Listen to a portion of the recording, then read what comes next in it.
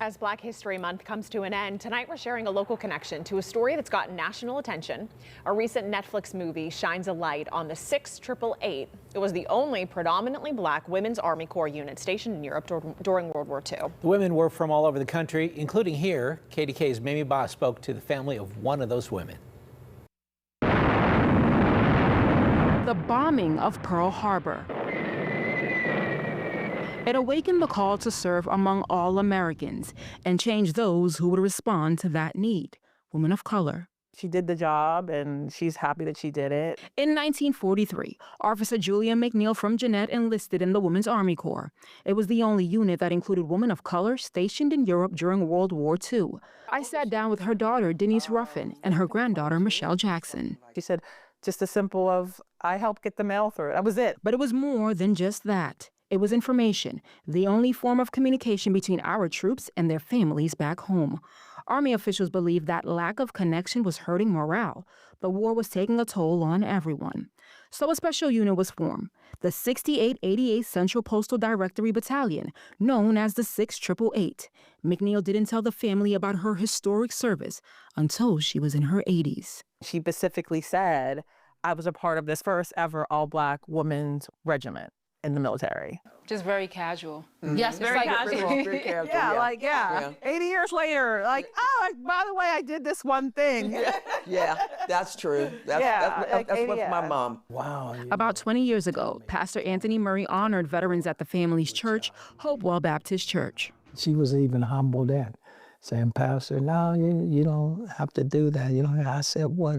I said, you have done a historical thing here.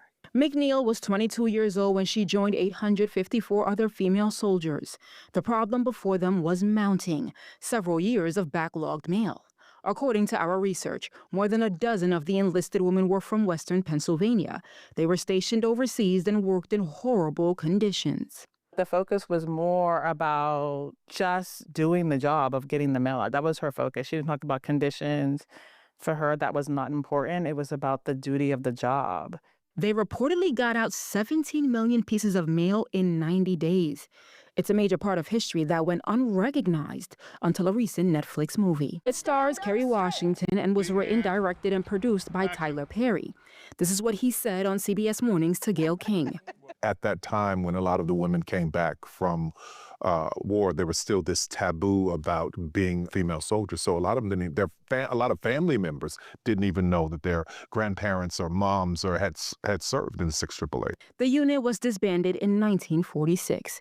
McNeil happily returned to Jeannette a year prior. She married Officer John Crowell. He served as a cook during the war. He was from Jeannette as well. The family doesn't know how they met.